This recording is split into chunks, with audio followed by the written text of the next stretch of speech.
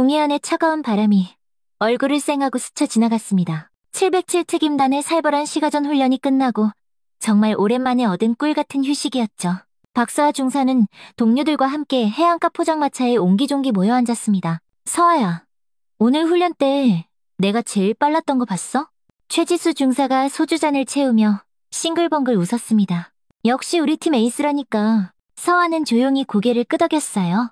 말수가 적은 편이지만 동료들 사이에선 바위처럼 든든한 존재였죠. 얼음장같이 냉철하고 침착해서 어떤 상황에서도 절대 흔들리지 않았거든요. 중사님들, 진짜 고생 많으셨어요. 이다희 중사가 안주를 주문하며 명랑하게 말했습니다. 오늘은 우리 다 잊고 푹 쉬는 겁니다. 포장마차 사장님은 푸근한 미소로 음식을 내주셨어요. 군복 입은 여군들이 대견하고 고마운 눈빛이었습니다. 짭짤한 바다 내음과 함께 뜨끈한 어묵 국물 냄새가 코끝을 간지럽혔죠. 그런데 바로 그때 포장마차 천막을 휘꺾고 남자 몇 명이 들어섰습니다. 딱 봐도 번쩍거리는 옷차림에 말투는 또 어찌나 거친지 평범한 사람들은 아니었죠. 자리에 앉자마자 온 동네가 떠나가라 소리를 질렀습니다. 야, 사장. 여기 소주 한 병 더. 아, 오늘 기분 죽이네. 돈도 왕창 벌었고. 서아는 그들을 힐끗 쳐다보며 순간적으로 온몸에 경계심이 돋았습니다. 오랜 군 생활로 갈고 닦은 직감이 지금 위험 신호를 삑삑 보내고 있었거든요. 동료들도 분위기가 순식간에 싸해진 걸 느꼈습니다. 그때 무리의 우두머리로 보이는 남자가 서아를 뚫어져라 쳐다봤습니다. 40줄은 넘어 보이는 그 남자는 갑자기 입꼬리를 씨골리며 비웃는 표정을 지었습니다. 야, 너 혹시 그때 그 계집애 아니냐? 서아의 얼굴이 돌처럼 딱 굳어졌습니다. 그 목소리, 잊으려야 잊을 수가 없는 그 목소리였죠. 15년 동안 잊고 싶었던 과거의 기억이 차가운 파도처럼 온몸을 덮쳐왔습니다. 황인철. 서아가 자기도 모르게 나지막이 중얼거렸습니다. 맞네. 맞아. 박서아 맞잖아. 황인철이 손뼉을 탁 치며 시끄럽게 웃어댔습니다. 이야, 세상 참 좁다. 안 그래? 그때 그 문제아가 지금은 군인이 다 됐네? 최지수와 이다혜는 바짝 긴장한 표정으로 서아를 바라봤습니다. 평소에 서아에게서는 단 한 번도 본 적 없는 서늘하고 날카로운 기운을 느꼈거든요. 군발이 주제에 이런 데서 술이나 마시고 있어? 황인철이 대놓고 조롱하는 말투로 쏘아붙였습니다. 옛날 생각 안 나냐? 네가 그때 얼마나 한심했는지 말이야. 서아의 손이 자기도 모르게 조용히 주먹을 꽉 쥐었습니다. 15년 전 중학교 시절의 그 지옥 같던 악몽이 바로 어제 일처럼 선명하게 떠올랐습니다. 그때의 무력감과 분노가 다시 심장을 쿵쿵 조여왔죠. 그때 일 다 내 잘못이었다고 빌었잖아. 그렇게 인정하고 사는 거 아니었어? 황인철은 계속해서 비웃었습니다. 그 순간 15년간 굳게 닫혀있던 운명의 문이 다시 열리기 시작했습니다.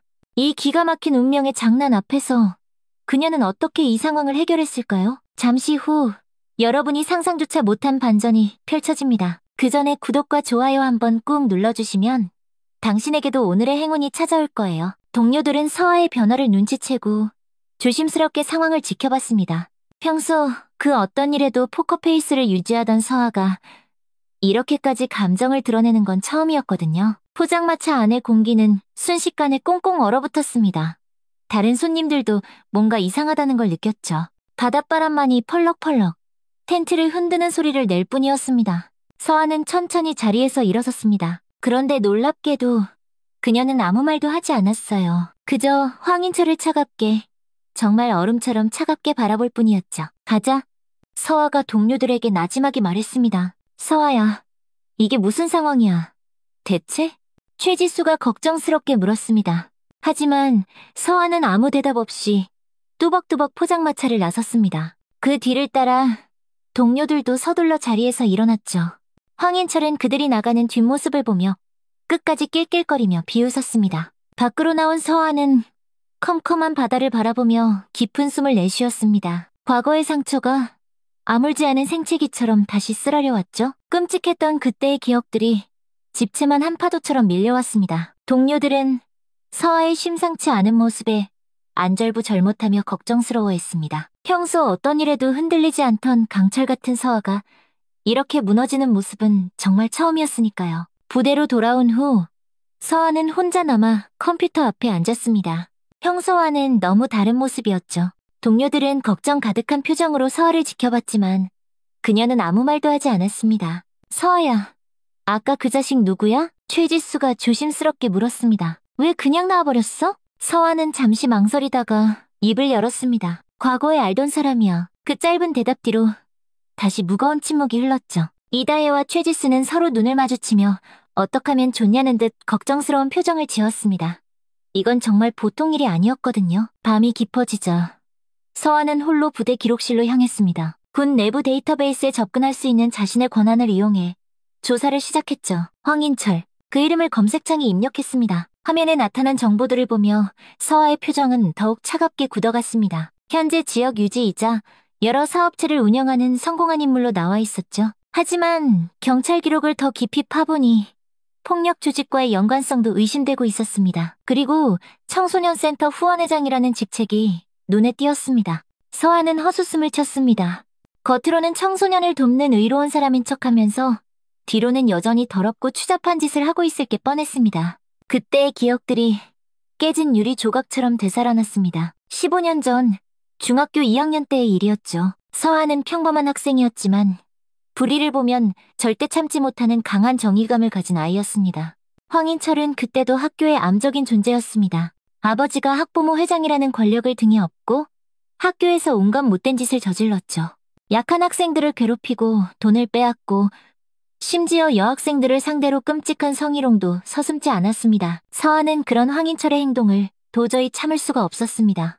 여러 번 선생님들께 알렸지만 아무도 그를 제대로 처벌하지 않았죠. 황인철의 아버지가 학교에 엄청난 기부금을 내고 있었기 때문입니다. 결정적인 사건은 어느 날 방과 후에 일어났습니다. 황인철이 같은 반 여학생을 괴롭히는 것을 본 서아가 용기를 내서 그를 막아섰죠. 그 과정에서 황인철과 심하게 다투게 되었습니다. 너 같은 게 뭘 안다고 나서? 황인철이 서아를 거칠게 밀쳤습니다. 그만해. 이런 식으로 애들 괴롭히면 안 되는 거잖아. 서아가 지지 않고 소리쳤습니다. 하지만 바로 다음 날 모든 상황이 180도 뒤바뀌었습니다. 황인철이 교장실에서 엉엉 울면서 서아를 고발한 것이었죠. 자신이 서아에게 일방적으로 폭행당했다고 새빨간 거짓말을 한 겁니다. 더 충격적인 건 여러 학생들이 황인철의 편에 서서 거짓 증언을 했다는 사실이었습니다. 모두 황인철의 아버지, 황덕수에게 돈으로 매수되었거나 협박을 받은 상태였죠. 담임 선생님이었던 김선영도 마찬가지였습니다. 평소 서아를 아끼고 예뻐해주던 선생님이었지만 갑자기 돌처럼 차갑게 태도가 바뀌었습니다. 나중에 알고 보니 그녀 역시 황인철의 가족에게 돈을 받았던 것이었죠. 서아야, 이번 일은 네가 잘못한 것 같구나. 인정하고 친구에게 사과하는 게 좋겠다. 김선영 선생님이 말했습니다. 선생님, 저는 정말 잘못한 게 없어요. 억울해요. 서아가 눈물을 흘리며 말했습니다. 하지만 아무도, 단 한 사람도 서아의 말을 믿어주지 않았습니다. 오히려 문제 학생으로 낙인이 찍혔죠. 학교폭력 가해자라는 끔찍한 누명을 쓰고 결국 다른 학교로 전학을 가야만 했습니다. 그때 황인철이 서아의 귓가에 속삭였던 말이 아직도 생생했습니다. 내가 당했다고 모두가 그렇게 말하면 그게 바로 진실이 되는 거야. 이게 현실이라고, 멍청아. 서아의 아버지는 딸의 억울함을 누구보다 잘 알고 있었지만 거대한 권력 앞에서는 무력했습니다. 결국 서아가 전학을 간 후 얼마 지나지 않아 아버지는 극단적인 선택을 하고 말았죠. 컴퓨터 화면을 바라보는 서아의 눈에 이글이글 분노가 타올랐습니다. 그녀는 더 이상 그때의 무력한 중학생 박서아가 아니었습니다. 이제는 대한민국 최정예 특수부대원이 되어 있었죠. 새벽이 되자 최지수가 서아를 찾아왔습니다. 서아야, 여기 있었구나. 밤새 뭐 한 거야? 서아는 천천히 고개를 돌렸습니다. 그리고 처음으로 동료에게 자신의 과거 이야기를 털어놓기 시작했습니다. 15년 전에 있었던 그 억울하고 기가 막힌 일들을 말이죠. 최지수의 표정이 점점 심각하게 굳어졌습니다. 이야기를 듣는 내내 주먹을 꽉 쥐고 부들부들 떨었죠. 세상에, 그런 일이 있었구나. 최지수가 분노에 찬 목소리로 말했습니다. 그 개자식이 지금도 그런 짓을 하고 있다는 거지? 이다혜도 어느새 다가와 모든 이야기를 듣고 있었습니다. 평소 말보다는 행동이 앞서는 성격의 다혜였지만 이번만큼은 조용히 듣고만 있었죠. 우리가 도와줄게. 최지수가 단호하게 말했습니다. 이건 그냥 넘어갈 수 있는 일이 아니야. 절대로. 서아는 동료들의 진심 어린 마음에 조용히 고개를 끄덕였습니다. 이번에는 혼자가 아니었습니다. 무엇과도 바꿀 수 없는 믿음직한 동료들이 함께 있었죠. 며칠 후 서아와 동료들은 본격적인 조사에 나섰습니다. 정보 수집 전문가인 이다혜가 황인철의 현재 상황을 샅샅이 파헤치기 시작했죠. 서아야, 이거 봐. 이다혜가 노트북 화면을 가리키며 말했습니다. 황인철이 운영하는 사업체 목록이야. 화면에는 여러 업체들이 빼곡히 나열되어 있었습니다. 겉보기엔 멀쩡한 사업처럼 보였지만 구석구석 의심스러운 부분들이 한두 군데가 아니었죠. 특히 이 청소년센터 후원회장이라는 직책 좀 봐. 최지수가 기가 막히다는 듯이 말했습니다. 청소년을 보호한답시고 뒤로는 서아의 표정이 더욱 차갑게 변했습니다. 과거에 자신을 그렇게 괴롭혔던 인간이 이제 와서 청소년 보호를 내세우고 있다니 역겨워서 참을 수가 없었죠. 더 자세히 알아봐야겠어? 서아가 결심에 찬 목소리로 말했습니다. 그들은 휴가를 내고 민간인 복장으로 황인철의 동선을 끈질기게 파악하기 시작했습니다. 며칠간의 잠복과 관찰 끝에 충격적인 사실을 발견했죠. 황인철이 운영하는 청소년센터 바로 근처에 거대한 불법 도박장이 있었습니다. 그리고 그곳에는 교복을 입은 미성년자들도 버젓이 드나들고 있었죠. 헐, 겉으로는 청소년을 돕는 척하면서 뒤로는 애들을 범죄의 구렁텅이로 밀어넣고 있었던 겁니다. 이건 진짜 악질 중의 악질이야. 이다혜가 이를 갈며 말했습니다. 반드시 증거를 확보해야 해. 서아는 직접 그 도박장 근처에서 잠복 조사를 시작했습니다. 15년 전처럼 무력하게 당하고만 있을 생각은 눈꼽만큼도 없었죠. 이번에는 확실한 증거를 잡아 그놈의 뿌리까지 뽑아버릴 생각이었습니다. 하지만 그들의 움직임이 황인철의 귀에까지 들어가고 말았습니다. 황인철은 여전히 교활하고 약삭빨랐죠. 과거처럼 또다시 서아를 지독한 함정에 빠뜨릴 계획을 세웠습니다. 어느 날 오후 서아가 부대에서 일과를 마치고 숙소로 돌아가는 길이었습니다. 평소와 다르게 부대 내부가 어수선하고 소란스러웠죠. 박서아 중사, 헌병이 서아를 불렀습니다. 즉시 대대장실로 오시기 바랍니다. 서아는 영문도 모른 채 헌병을 따라갔습니다. 대대장실에는 윤태준 부대장과 여러 간부들이 아주 심각한 표정으로 앉아 있었습니다. 박서아 중사, 앉아라. 윤태준 부대장이 무거운 목소리로 말했습니다. 아주 심각한 문제가 생겼다. 책상 위에는 서아의 숙소에서 발견되었다는 서류들이 놓여 있었습니다. 그런데 그 서류들은 서아가 생전 처음 보는 것들이었죠. 이게 뭡니까? 서아가 당황하며 물었습니다. 폭약 제조 관련 자료들이다. 윤태준 부대장이 답했습니다. 네 숙소 개인 사물함에서 발견되었어. 어떻게 된 건지 설명해봐. 서아는 눈앞이 캄캄해졌습니다. 믿을 수가 없었죠. 자신의 숙소에서 그런 것들이 나왔다니요. 누군가 고의로 심어놓은 게 분명했습니다. 부대장님, 저는 이런 자료를 본 적도 없습니다. 서아가 억울함을 토로했습니다. 이건 명백한 조작입니다. 누군가의 함정입니다. 하지만 상황은 점점 더 악화되었습니다. 익명의 제보가 들어와 서아가 군사기밀을 외부로 유출하려 했다는 의혹까지 제기되었죠. 지금 이 시간부로 박 중사의 모든 권한을 정지한다. 윤태준 부대장이 안타까운 표정으로 말했습니다. 조사가 끝날 때까지 대기 명령이야. 서아는 15년 전의 기억이 되살아나 숨이 턱 막혔습니다. 또다시 억울한 누명을 쓰고 있었습니다. 그때처럼 아무도 자신을 믿어주지 않는 것 같았습니다. 숙소로 돌아온 서아를 최지수와 이다혜가 기다리고 있었습니다. 이미 소문이 파다하게 퍼진 상태였죠. 서아야, 괜찮아? 최지수가 걱정스럽게 물었습니다. 또 당했어. 서아가 힘없이 말했습니다. 15년 전이랑 똑같이 또 당했어. 이다혜는 분노에 찬 표정으로 주먹을 꽉 쥐었습니다. 이런 식으로 당하고만 있을 순 없어. 우리가 직접 나서야 해. 하지만 어떻게? 서아가 절망적인 표정으로 물었습니다. 우리 힘으로 진실을 밝혀내는 거야. 최지수가 단호하게 말했습니다. 이번에는 절대로 그냥 넘어가지 말자. 그날 밤 세 사람은 머리를 맞대고 작전을 세웠습니다. 서아가 공식적으로 움직일 수 없다면 동료들이 대신 움직이기로 한 거죠.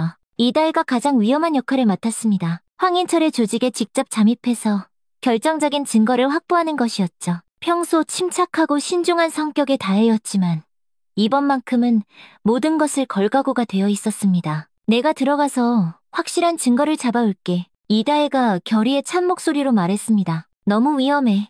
절대 안 돼. 서아가 말렸습니다. 괜찮아. 우리가 함께하는 거잖아. 이다혜가 서아의 손을 잡으며 미소를 지었습니다. 최지수는 부대 내에서 서아를 돕는 역할을 맡았습니다. 윤태준 부대장을 설득해서 조사에 협조를 구하는 것이었죠. 서아는 비록 공식적인 권한은 모두 정지되었지만 동료들과 함께라면 진실을 밝혀낼 수 있다는 희망을 품었습니다. 이번에는 절대로 포기하지 않을 생각이었습니다. 까만 밤하늘을 바라보며 서아는 굳게 다짐했습니다. 15년 전의 억울함, 아버지의 한, 이번에는 반드시 내 손으로 풀어내겠다고 말입니다. 며칠 후 이다혜의 잠입작전이 시작되었습니다. 그녀는 평범한 민간인으로 위장해서 황인철이 운영하는 업소 중 하나에 취업했자 겉으로는 세련된 카페였지만 실제로는 불법 도박의 연결고리 역할을 하는 곳이었습니다. 안녕하세요. 오늘부터 일하기로 했습니다. 이다혜가 최대한 자연스럽게 말했습니다. 카페 매니저는 다혜를 위아래로 스쿨터 보더니 고개를 끄덕였습니다. 경험은 있고? 네, 다른 카페에서 오래 일해봤어요. 다혜가 미리 준비해간 가짜 이력서를 내밀었습니다. 한편 서아는 고난 정지 상태에서도 포기하지 않았습니다. 공식적으로는 움직일 수 없었지만 개인적인 조사는 계속했죠. 먼지 쌓인 과거 중학교 시절의 기록들을 하나하나 다시 파헤치기 시작했습니다. 최지수는 부대 내에서 서아를 위해 동분서주하고 있었습니다. 윤태준 부대장을 직접 찾아가 상황을 다시 한번 설명했죠. 부대장님, 서아는, 박서아 중사는 절대 그런 일을 할 사람이 아닙니다. 최지수가 간절하게 호소했습니다. 윤태준 부대장은 복잡한 표정을 지었습니다. 나도 박 중사를 믿고 싶지만 물증이 너무 명확해서. 하지만 누군가 악의적으로 조작했을 가능성은 생각 안 해보셨습니까? 최지수가 반박했습니다. 윤태준 부대장은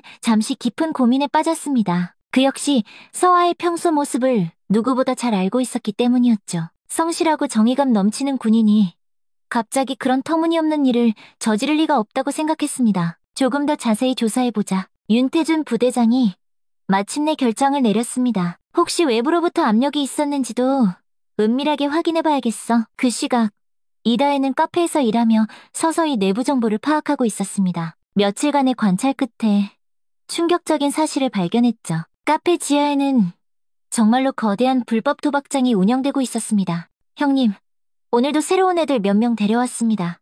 조민규가 황인철에게 굽신거리며 보고했습니다. 좋아. 처음에는 푼돈부터 시작하게. 황인철이 비열한 미소를 지었습니다. 천천히, 아주 천천히, 늪에 깊이 빠뜨려야지.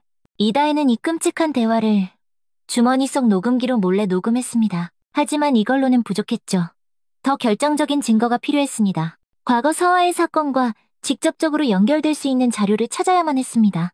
며칠이 더 지나서 다혜는 드디어 황인철의 개인 사무실에 들어갈 기회를 얻었습니다. 청소를 핑계로 들어간 그곳에서 정말 놀라운 것을 발견했죠. 사무실 구석에 있는 낡은 서류함에서 15년 전의 자료들이 나온 것입니다. 그 안에는 서아의 중학교 퇴학 관련 서류들이 고스란히 들어있었습니다. 이다혜의 손이 부들부들 떨렸습니다. 서류를 자세히 보니 당시 교사와 학생들의 서명이 모두 조잡하게 위조된 것이 분명했죠. 특히 서아 아버지의 서명까지도 가짜였습니다. 더 충격적인 것은 당시 교육청 공무원이었던 강태성과의 연락 기록이었습니다. 거액의 돈을 주고받은 내역까지 상세하게 기록되어 있었죠. 찾았다.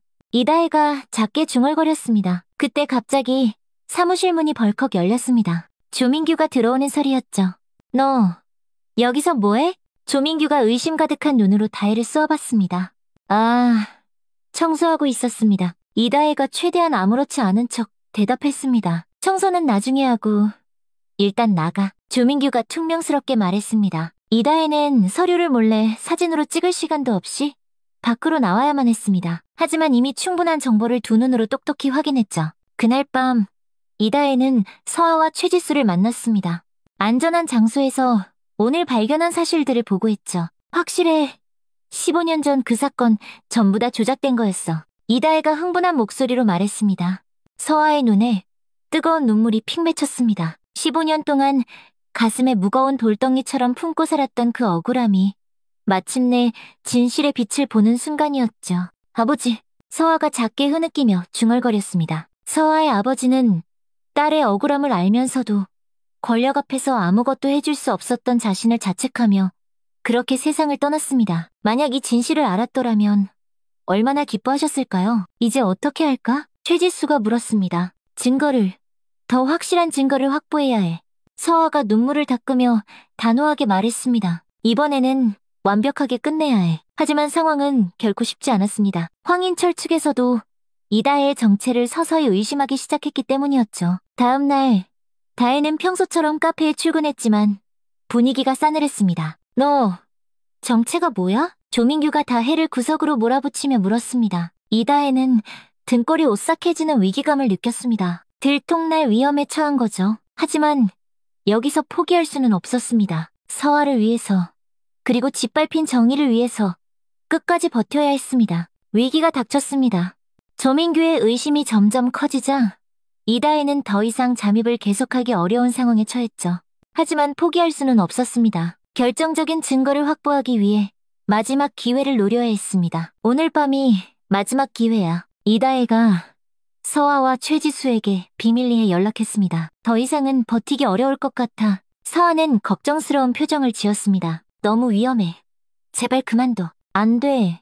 이 기회를 놓치면 언제 다시 기회가 올지 몰라. 이다혜는 단호했습니다. 그날 밤, 다혜는 마지막 작전을 감행했습니다. 황인철의 사무실에 있는 금고를 열어야 했죠. 그곳에 더 중요하고 결정적인 자료들이 보관되어 있을 거라고 확신했습니다. 카페가 문을 닫은 후 다혜는 쥐 죽은 듯이 조용히 지하로 내려갔습니다. 도박장도 운영이 끝난 시간이었습니다. 조심스럽게 소리 없이 사무실 문을 열고 들어갔습니다. 금고는 생각보다 낡고 오래된 형태였습니다. 다혜는 군에서 배운 특수기술을 이용해 천천히, 아주 천천히 금고를 열기 시작했죠. 손에 흥건하게 땀이 흘렀지만 숨 막히는 집중력을 잃지 않았습니다. 딸까, 드디어 금고가 열렸습니다. 안에는 여러 서류 뭉치들과 함께 낡은 녹음 테이프들이 들어있었죠. 다혜는 재빨리 중요해 보이는 자료들을 휴대폰으로 찍기 시작했습니다. 그 중에서 가장 충격적인 것은 15년 전 서아의 담임이었던 김선영 선생님과 황인철의 아버지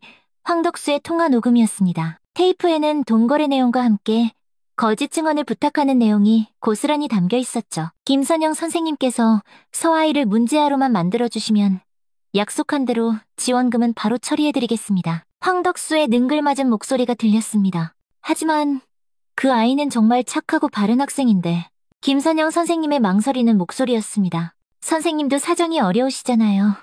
어머님 병원비도 많이 드실 테고. 황덕수가 교묘하게 회유하는 목소리였습니다. 이다혜는 손이 부들부들 떨렸습니다. 이것이야말로 스모킹 건 결정적인 증거였죠. 15년 전 서아가 당한 그 끔찍한 일이 완벽한 조작이었다는 것을 증명하는 자료였습니다. 하지만 바로 그때 갑자기 사무실에 불이 환하게 켜졌습니다. 조민규가 몇 명의 부하들과 함께 들어온 것이었죠. 역시 수상한 쥐새끼가 맞았어. 조민규가 비릿하게 웃으며 말했습니다. 내년 정체를 밝혀봐. 이다혜는 재빨리 테이프를 숨기려 했지만 이미 늦었습니다. 조민규의 부하들이 순식간에 그녀를 둘러쌌죠. 이 여자 군인입니다. 부하 중 한 명이 다혜의 목에 희미하게 남은 군번줄 자국을 보고 소리쳤습니다. 군인? 조민규의 표정이 험악하게 일그러졌습니다. 혹시 박서아랑 관련 있는 거냐? 이다혜는 아무 대답도 하지 않았습니다. 하지만 그 침묵 자체가 답이나 마찬가지였죠. 사장님께 연락해. 당장. 조민규가 부하에게 지시했습니다. 곧이어 황인철이 나타났습니다. 그는 이다혜를 보자마자 모든 상황을 알 것 같다는 표정을 지었죠. 박서아, 그 미친년의 동료였구나. 황인철이 냉소적으로 말했습니다. 15년 전처럼 또 나한테 덤벼보려고? 이다혜는 여전히 입을 꾹 다물고 침묵을 지켰습니다. 하지만 마음속으로는 확보한 증거들을 어떻게든 서아에게 전달해야 한다고 필사적으로 생각했죠. 이 테이프들은 뭐야? 황인철이 금고에서 나온 자료들을 보며 물었습니다. 조민규가 상황을 설명하자 황인철의 얼굴이 흉측하게 일그러졌습니다. 자신의 과거 범죄 증거들이 고스란히 발각된 것을 깨달은 거죠. 이런 미친 것들이 왜 아직도 여기 있어? 황인철이 분노하며 소리쳤습니다. 회장님께서 나중에 필요할지 모른다고 보관하라고 하셨잖아요. 조민규가 당황하며 대답했습니다. 황인철은 자신의 아버지가 쓸데없이 증거를 남겨둔 것을 저주했습니다. 하지만 이미 늦었죠. 이다혜가 이미 너무 많은 것을 확인한 상태였습니다. 이 여자 어떻게 할까요? 조민규가 물었습니다. 황인철은 잠시 고민했습니다. 현역 군인을 함부로 해칠 수는 없었기 때문이었죠. 하지만 이대로 곱게 놔둘 수도 없었습니다. 일단 묶어두고 생각해보자. 황인철이 결정했습니다. 그때 이다혜가 처음으로 입을 열었습니다. 이미 늦었어요. 모든 증거는 이미 내 손을 떠났거든요. 사실 다혜는 일부 자료들을 서아에게 미리 전송해둔 상태였습니다. 휴대폰의 클라우드 자동 백업 기능을 이용한 것이었죠. 황인철의 얼굴이 잿빛으로 굳어졌습니다. 15년 전처럼 돈과 권력으로 쉽게 덮을 수 있는 상황이 아니라는 것을 깨달았기 때문입니다. 한편 서아와 최지수는 이다혜와의 연락이 완전히 끊어진 것을 알고 애타게 걱정하고 있었습니다. 뭔가 잘못되었다는 것을 직감했죠. 다혜한테서 마지막 메시지가 온 게 언제였지? 최지수가 초조하게 물었습니다. 벌써 3시간 전이야. 서아가 불안한 목소리로 답했습니다. 그때 서아의 휴대폰에 알림이 울렸습니다. 다혜가 보낸 자료들이 클라우드에 자동으로 백업된 것이었죠. 서아는 그 자료들을 하나씩 확인하며 충격과 분노에 몸을 떨었습니다. 이거야. 우리가 필사적으로 찾던 증거들이야. 서아가 흥분하며 말했습니다. 하지만 동시에 이다혜의 안전이 너무나 걱정되었습니다. 이런 중요한 자료들을 발견했다는 것은 그만큼 끔찍하게 위험한 상황에 처했다는 뜻이었기 때문이죠. 재은이를, 다혜를 구해야 해. 서아가 결심의 찬 목소리로 말했습니다. 이다혜의 실종 소식이 확인되자 서아와 최지수는 즉시 행동에 나섰습니다. 더 이상 1초도 기다릴 수 없었죠. 사랑하는 동료의 생명이 위험에 처한 상황이었습니다. 당장 부대장님께 보고해야 해. 최지수가 급하게 말했습니다. 서아는 다혜가 목숨을 걸고 전송한 모든 자료들을 완벽하게 정리했습니다. 15년 전에 조작된 증거들, 현재의 불법 도박장 운영 실태, 그리고 청소년들을 범죄로 끌어들이는 끔찍한 증거까지 모든 것이 명백했죠. 윤태준 부대장실로 달려간 두 사람은 숨을 헐떡이며 상황을 설명했습니다. 부대장님, 이다혜 중사가 위험합니다. 최지수가 다급하게 외쳤습니다. 무슨 일이야? 차분하게 말해봐. 윤태준 부대장이 심각한 표정으로 물었습니다. 서아가 모든 증거 자료들을 보여주며 처음부터 끝까지 모든 것을 설명했습니다. 자신의 가슴 아픈 과거 이야기부터 현재 황인철이 저지르고 있는 천인공노할 범죄들까지 상세하게 보고했죠. 윤태준 부대장은 자료들을 하나하나 살펴보며 표정이 점점 굳어져 갔습니다. 특히 15년 전 조작된 서류들과 돈으로 진실을 덮어버린 녹음 테이프 내용을 확인하고는 분노를 감추지 못했습니다. 이런 기가 막힌 일이 있었구나. 윤태준 부대장이 안타까운 목소리로 말했습니다. 서아야, 정말 미안하다. 지금은 그런 게 중요한 게 아닙니다. 서아가 간절하게 말했습니다. 부디 제 동료 이다혜 중사를 구해주십시오. 윤태준 부대장은 즉시 상황실에 비상을 걸었습니다. 전 부대원에게 긴급작전을 준비하라는 지시였죠. 대한민국 최강 707 특임단의 진짜 실력을 보여줄 때가 온 것입니다. 군경 합동작전으로 진행한다. 윤태준 부대장이 결단을 내렸습니다. 이번엔 저 악의 뿌리까지 완전히 뽑아버리는 거야. 한편 황인철의 아지트에서는 극도의 긴장감이 돌고 있었습니다. 이다혜를 붙잡아 놓긴 했지만 이미 증거들이 유출된 최악의 상황이었기 때문이죠. 형님, 이제 어떻게 할까요? 조민규가 불안에 떨며 물었습니다. 황인철은 초조하게 사무실에 왔다 갔다 했습니다. 15년 전처럼 돈 몇 푼으로 쉽게 무마할 수 있는 상황이 아니었죠. 이번에는 군대까지 개입할 가능성이 높았습니다. 일단 저 증거들을 전부 불태워 없애. 황인철이 지시했습니다. 그리고 이 여자도 처리해. 하지만 바로 그 순간 건물 밖에서 수십 개의 사이렌 소리가 요란하게 울려 퍼졌습니다. 경찰과 군부대가 동시에 출동한 것이었죠. 포위됐습니다. 부하 중 한 명이 새파랗게 질린 얼굴로 보고했습니다. 황인철의 얼굴이 하얗게 질렸습니다. 그동안 돈과 권력으로 모든 것을 해결해왔지만 이번에는 차원이 달랐죠. 건물 밖에서는 707 특임단과 경찰 특공대가 신속하게 작전을 준비하고 있었습니다. 서아도 모든 누명을 벗고 권한이 복구되어 작전에 참여할 수 있게 되었죠. 박 중사, 내부 구조를 가장 잘 알고 있는 건 자네 동료 이다혜 중사 다음으로 자네일 거야. 윤태준 부대장이 말했습니다. 이번 작전, 자네가 지휘를 맡아라. 서아는 결연한 표정으로 고개를 끄덕였습니다. 15년 동안 피눈물을 삼키며 기다려온 순간이었죠. 이번에는 정면으로 맞서서 썩어 빠진 정의를 바로 세울 때였습니다. 모든 출입구를 완벽하게 봉쇄해 서아가 차분하고 냉철하게 지시했습니다. 안에 인질이 있으니 최대한 신중하게 접근한다. 최지수는 서아의 옆에서 든든하게 그녀를 지켜주고 있었습니다. 걱정하지 마. 다해. 우리가 꼭 구해낼 거야. 확성기를 통해 우렁찬 항복 권고가 울려 퍼졌습니다. 건물 안에 있는 모든 인원은 즉시 무기를 버리고 항복하라. 하지만 황인철은 끝까지 발악하며 저항할 생각이었습니다. 이다혜를 인질로 삼아 비열한 협상을 시도했죠. 박서아를 직접 들여보내. 황인철이 건물 안에서 악을 쓰며 소리쳤습니다. 그래야 이 여자를 살려주지. 서아는 잠시 고민했습니다. 혼자 들어가는 것은 너무나 위험했지만 이다혜의 생명이 걸린 문제였죠. 제가 들어가겠습니다. 서아가 결심했습니다. 안 돼. 그놈의 함정이야. 너무 위험해. 최지수가 필사적으로 만류했습니다. 괜찮아. 이번에는 혼자가 아니잖아. 서아가 희미하게 미소를 지었습니다. 서아는 방탄복을 단단히 착용하고 천천히 건물 안으로 들어갔습니다. 15년 만에 악마 황인철과 다시 정면으로 마주하는 순간이었죠. 하지만 이번에는 상황이 완전히 달랐습니다. 맞구나 박서아. 황인철이 역겹게 비웃으며 말했습니다. 15년 전처럼 또 무릎 꿇고 빌고 싶어서 왔어? 이번엔 달라. 서아가 당당하게 대답했습니다. 네가 저지른 모든 죄는 이미 온 세상에 드러났어. 이다혜는 의자에 꽁꽁 묶여 있었지만 서아를 보며 안심하는 표정을 지었습니다. 자신의 동료가 자신을 구하러 온 것을 알았죠. 증거? 그런 게 다 무슨 소용이야? 황인철이 여전히 거만하게 말했습니다. 이 세상은 말이야. 돈과 권력이면 다 해결돼. 하지만 이번에는 달랐습니다. 건물 밖에는 수많은 언론사들도 몰려와 있었고 모든 상황이 실시간으로 중계되고 있었죠. 더 이상 은폐할 수 없는 상황이었습니다. 서아는 차분하게 황인철을 설득하기 시작했습니다. 포기해, 황인철. 더 이상 도망칠 곳은 없어. 긴장감이 극도로 치솟는 상황 속에서 서아와 황인철이 마주섰습니다. 15년 만의 재회였지만 이번에는 완전히 다른 입장에서 만난 것이었죠. 포기하라고? 황인철이 히스테릭하게 웃어젖혔습니다. 내가 누군지 몰라? 이 바닥에서 내 말이 곧 법이야. 하지만 서아는 더 이상 과거에 무력하고 상처 입은 중학생이 아니었습니다. 대한민국 최정예 특수부대원으로 성장한 그녀는 얼음장 같은 침착함을 잃지 않았죠. 내 시대는 끝났어.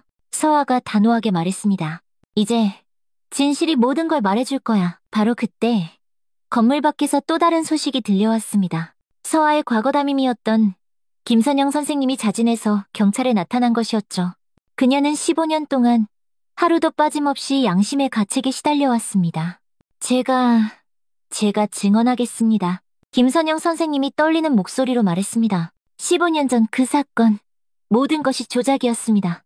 서아는 아무 잘못이 없는 무고한 아이였습니다. 확성기를 통해 생생하게 들려오는 김선영 선생님의 증언에 황인철의 얼굴이 흉측하게 일그러졌습니다. 자신이 쌓아올린 완벽한 거짓의 성이 와르르 무너지기 시작한 것을 느꼈죠. 저 늙은 여자가 뭘 안다고 짓거려. 황인철이 분노하며 소리쳤습니다. 하지만 진실의 고백은 계속되었습니다. 당시 돈에 매수되었던 다른 교사들과 협박에 못 이겨 거짓말을 했던 학생들도 하나둘씩 나타나서 15년 동안 묵혀두었던 진실을 털어놓기 시작했죠. 오랫동안 죄책감에 억눌려왔던 양심이 마침내 터져나온 것입니다. 저도 거짓말을 했습니다. 당시 같은 반 친구였던 한 학생이 이제는 어엿한 성인이 되어 나타났습니다. 서아는 정말 착한 아이였는데 저희가 모두 나쁜 거짓말을 했어요.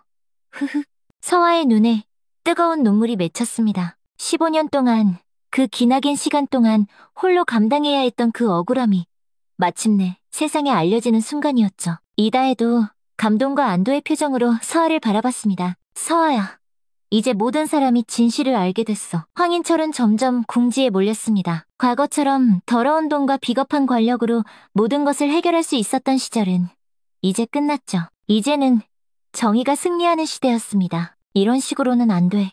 말도 안 돼. 황인철이 절망적으로 소리쳤습니다. 그때 건물 밖에서 윤태준 부대장의 위험 있는 목소리가 들려왔습니다. 황인철, 더 이상 도망칠 곳은 없다. 순순히 투항하라. 황인철은 마지막 발악을 시도했습니다. 이다혜의 목에 흉기를 겨누며 더 강하게 위협했죠. 하지만 서아는 이미 모든 계획을 세워두고 있었습니다. 알았어. 네 조건을 들어줄게. 서아가 말했습니다. 대신 내 동료부터 먼저 풀어줘. 아니, 네가 먼저 무기부터 버려. 황인철이 요구했습니다. 서아는 천천히, 아주 천천히 무기를 내려놓는 척 했습니다. 하지만 그것은 교묘한 함정이었죠. 최지수와 다른 특임대원들이 이미 소리 없이 건물 뒤쪽으로 완벽하게 침투하고 있었습니다. 좋아. 이제 이리 가까이 와. 황인철이 서아를 불렀습니다. 서아가 한 걸음 한 걸음 다가가는 동안 최지수는 어둠 속에서 조용히 건물 뒤편으로 들어왔습니다. 완벽한 타이밍을 노리고 있었죠. 15년 전처럼 내 앞에서 다시 한번 무릎 꿇고 빌어봐. 황인철이 과거의 기억을 되살리며 서아를 조롱했습니다. 하지만 서아는 더 이상 굴복하지 않았습니다. 그때와는 달라. 이제는 모든 걸 내가 선택할 수 있어. 바로 그 순간 최지수가 번개처럼 뒤에서 나타나 조민규를 완벽하게 제압했습니다. 동시에 서아도 재빠르게 움직여 황인철을 순식간에 무력화시켰죠. 그야말로 완벽한 팀워크였습니다. 끝났어. 서아가 황인철의 손에 차가운 수갑을 채우며 말했습니다. 이다혜도 무사히 구출되었습니다. 동료들과 뜨겁게 포옹하는 순간 그동안의 모든 긴장이 눈 녹듯 풀렸죠. 건물 밖으로 끌려 나온 황인철은 수많은 언론과 시민들의 싸늘한 시선을 받으며 경찰차에 태워졌습니다. 한때 이 지역을 주름잡던 막강한 권력자의 초라하고 비참한 몰락의 순간이었죠. 서아야. 정말 고생 많았. 윤태준 부대장이 서아의 어깨를 따뜻하게 두드리며 말했습니다. 이제 모든 게 끝났어. 하지만 서아에게는 아직 한 가지 더 해야 할 일이 남아있었습니다. 아버지의 무덤에 가서 마침내 진실을 알렸다는 소식을 전해드리는 것이었죠. 김선영 선생님도 서아에게 다가와 그녀의 앞에서 무릎을 꿇었습니다. 서아야, 정말 미안하다. 이모난 선생님이 너무나 큰 죄를 지었다. 이제 괜찮아요, 선생님. 서아가 선생님을 일으켜 세우며 말했습니다. 가장 중요한 건 진실이 밝혀진 거니까요. 그날 밤 서아는 동료들과 함께 아버지의 묘소를 찾았습니다. 15년 만에 딸의 억울함이 모두 풀렸다는 소식을 전하러 간 것이었죠. 아버지, 이제 다 끝났어요. 서아가 묘비 앞에서 뜨거운 눈물을 흘리며 말했습니다. 아빠 딸, 제가 해냈어요. 서늘한 밤바람이 불어와 서아의 머리카락을 부드럽게 스쳤습니다. 마치 하늘에 계신 아버지가 사랑하는 딸을 따뜻하게 위로해주는 것만 같았죠. 사건이 마무리된 지 한 달이 지났습니다. 법정에서는 황인철과 그의 일당들에 대한 최종 판결이 내려졌죠. 과거의 증거 조작 사건부터 현재의 불법 도박장 운영, 청소년 범죄 유인 등 모든 죄목에 대해 아주 무거운 중형이 선고되었습니다. 서아는 법정 방청석에서 판결문을 조용히 듣고 있었습니다. 15년 동안 애타게 기다려온 순간이었죠.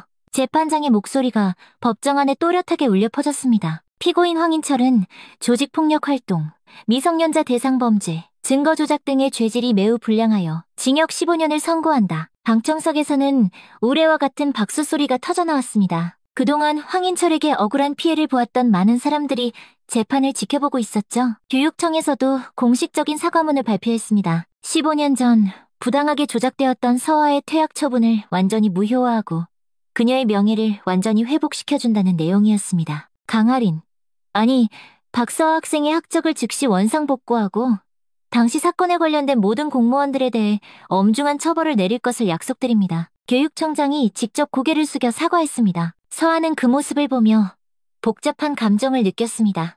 기쁘기도 했지만 한편으로는 너무나 안타까웠죠. 만약 15년 전에 이렇게 당연한 정의가 실현되었더라면 아버지는 그렇게 외롭게 세상을 떠나지 않으셨을 텐데 하는 생각이 들었습니다. 부대로 돌아온 후 서아는 새로운 임무를 맡게 되었습니다. 707 특임단 내에 내부 신고 보호센터를 설립하는 막중한 일이었죠. 군대 내에서 힘없는 약자들이 부당한 일을 당했을 때 안전하게 신고하고 보호받을 수 있는 시스템을 만드는 것이었습니다. 박 중사, 자네가 이 일을 맡아준다면 정말 의미가 클 것 같네. 윤태준 부대장이 진심으로 제안했습니다. 네, 기꺼이 하겠습니다. 서아가 망설임 없이 단호하게 대답했습니다. 다른 사람들은 저처럼 그렇게 오랫동안 억울한 고통을 당하지 않았으면 좋겠습니다. 최지수와 이다혜도 이 의미 있는 프로젝트에 함께 참여하기로 했습니다. 세 사람의 끈끈한 우정은 이번 사건을 통해 더욱 깊어지고 단단해졌죠. 우리가 함께하면 뭐든 할 수 있어. 최지수가 환하게 웃으며 말했습니다. 맞아. 이번에 정말 많은 걸 배웠어, 우리. 이다혜도 고개를 끄덕이며 동의했습니다. 센터 개소식 날 정말 많은 사람들이 참석했습니다. 과거 서아를 도와주었던 김선영 선생님도 찾아와 진심 어린 격려의 말을 전했죠. 서아야, 네가 이렇게 훌륭한 일을 하게 되어서 선생님은 정말 자랑스럽다. 김선영 선생님이 진심으로 말했습니다. 서아는 센터 앞에서 계소연설을 했습니다. 그녀의 목소리에는 그 어느 때보다 강한 확신과 희망이 가득했죠. 더 이상 약자가 침묵하지 않아도 되는 군대를 만들겠습니다. 진짜 정의가 승리하는 조직을 만드는 것이 저의 새로운 목표입니다. 뜨거운 박수가 터져나왔습니다. 참석자들 모두가 서아의 굳은 의지에 깊이 감동받았죠. 그날 저녁 서아는 다시 아버지의 묘소를 찾았습니다. 이번에는 혼자가 아니라 가장 소중한 동료인 최지수와 이다혜가 함께였습니다. 아버지, 저의 새로운 시작이에요. 서아가 묘비에 예쁜 꽃을 올리며 말했습니다. 이제 저처럼 아픈 사람들을 도울 수 있게 되었어요. 살랑살랑 부드러운 바람이 불어와 하얀 꽃잎을 가볍게 흔들었습니다. 마치 아버지가 사랑하는 딸을 자랑스러워하며 축복해주는 것 같았죠. 며칠 후 예상치 못한 방문객들이 서아를 찾아왔습니다. 15년 전 같은 반이었던 친구들이었죠. 그들은 모두 성인이 되어 각자의 삶을 살고 있었습니다. 서아야, 정말 미안했어. 당시 거짓 증언을 했던 친구가 눈물을 뚝뚝 흘리며 사과했습니다. 이제 다 괜찮아. 서아가 따뜻한 미소로 말했습니다. 우리 모두 그때는 너무 어렸잖아. 친구들과의 만남을 통해 서아는 진정한 화해의 의미를 깨달았습니다. 복수가 목적이 아니라 정의를 바로 세우는 것이 진짜 목표였다는 것을 말이죠. 한 달 후 센터는 벌써부터 많은 성과를 거두고 있었습니다. 여러 건의 신고가 접수되었고 모두 공정하고 투명하게 처리되고 있었죠. 박사와 중사님 덕분에 저도 용기를 낼 수 있었습니다. 한 후임 병사가 찾아와 쑥스럽게 감사 인사를 전했습니다. 서아는 그런 모습들을 보며 가슴 벅찬 뿌듯함을 느꼈습니다. 자신의 아픈 경험이 이제는 다른 사람들에게 희망과 도움이 되고 있다는 사실이 그 무엇보다 큰 위로가 되었죠. 어느 날 저녁 서아는 그 해안가 포장마차를 다시 찾았습니다. 15년 전 끔찍한 악몽이 시작되었던 그곳이었지만 이제는 통쾌한 승리의 장소가 되었죠. 사장님, 여기 소주 한 병 주세요. 서아가 환하게 웃으며 말했습니다. 포장마차 사장님은 서아를 금방 알아보고 반갑게 맞아주었습니다. 아이고, 그때 그 여군분 뉴스에서 다 봤어요. 정말 대단하시더라고요. 최지수와 이다혜도 함께 자리에 앉았습니다. 세 사람은 조용히 밤바다를 바라보며 파란만장했던 지난 일들을 되돌아봤죠. 우리가 진짜 해냈구나. 최지수가 감회에 젖어 말했습니다. 정말 길고 긴 여행이었어. 이다혜도 동의했습니다. 서아는 말없이 고개를 끄덕이며 출렁이는 바다를 바라봤습니다. 거친 파도가 밀려왔다가 다시 잠잠하게 물러가는 모습이 꼭 우리네 인생과 닮아있다고 생각했죠. 아무리 힘든 시간도 언젠가는 지나가고 결국에는 정의가 승리한다는 것을 말입니다. 이제 새로운 시작이야. 서아가 동료들을 바라보며 말했습니다. 우리가 만들어갈 새로운 세상에서는 더 이상 약자가 고통받지 않고 모두가 보호받을 거야. 시원한 바닷바람이 불어와 세 사람의 머리카락을 기분 좋게 흩날렸습니다. 그 바람 속에는 새로운 희망과 굳은 다짐이 가득 담겨 있었죠. 15년간의 길고 긴 복수가 마침내 눈부시게 정의로운 결말을 맞이한 순간이었습니다. 오늘의 이야기는 여기까지입니다. 영상 끝까지 함께해주신 여러분, 진심으로 감사드리며 오늘도 여러분의 하루에 작은 따뜻함 하나가 전해졌길 바랍니다. 그 따뜻한 마음을 댓글로 함께 남겨보는 건 어떨까요? 댓글창에서 서로의 마음을 나누고 위로를 주고받았으면 합니다. 감사합니다.